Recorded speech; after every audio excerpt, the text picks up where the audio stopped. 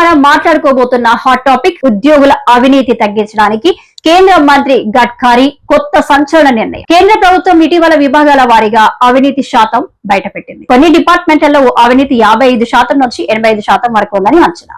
ఈ రిపోర్టు చూసిన తర్వాత రోడ్లు రవాణా శాఖ మంత్రి నితిన్ గడ్కరీ ఆలోచించారు. రోడ్డు చేరిపోతే నన్నే తిడతారు, కానీ నిజమైన బాధ్యులు కాంట్రాక్టర్లు, ఇంజనీర్లు కదా. ఇక నుంచి ప్రతి కొత్త రోడ్డు మీద QR కోడ్ ఉంటుంది. ఆ కోడ్ స్కాన్ చేస్తే మీరు తెలుసుకోవచ్చు ఆ రోడ్డు కాంట్రాక్టర్ ఎవరు, ఎప్పుడు కట్టారు, ఎంత ఖర్చు చేశారు, ఏ ఇంజనీర్ సర్టిఫికేట్ ఇచ్చారు, ఆ అధికారుల హోదాలు, జీతాలు, వివరాలన్నీ. అంటే రోడ్డు బాగోలేకపోతే బాధ్యుడు ఎవరో స్కాన్ చేస్తే తెలుస్తుంది. మన దేశంలో ఎన్నో రోడ్లు, బ్రిడ్జిలు ప్రారంభం కాకముందే కూలిపోయాయి. నాణ్యత లేకుండా కట్టిన ఈ ప్రాజెక్టులకు కాంట్రాక్టర్లు, ఇంజనీర్లు కూడా బాధ్యులే. గడ్కరీ చెప్పిన మాట, నన్ను తిట్టకండి, రోడ్డు వేసిన వారినే తిట్టండి. అందుకే వారి పేర్లు, వివరాలు ప్రజలకు కనిపించాలి. ప్రజలు కూడా నీకు నెలకు 1,00,000 జీతం వస్తుంది కదా, ఇంకెందుకు లంచం అని ఎదురు నిలబడతారు. అదే నిజమైన ప్రజా తిరుగుబాటు. ఈ విధమైన పారదర్శకత వల్ల అధికారుల అవినీతి తగ్గుతుంది. ఇలాంటి QR కోడ్ వ్యవస్థ ఇతర శాఖల్లో కూడా అమలు చేస్తే దేశం నిజంగా మారుతుంది. ఈ QR కోడ్ పద్ధతి నిజంగా అవినీతిని తగ్గించగలదా?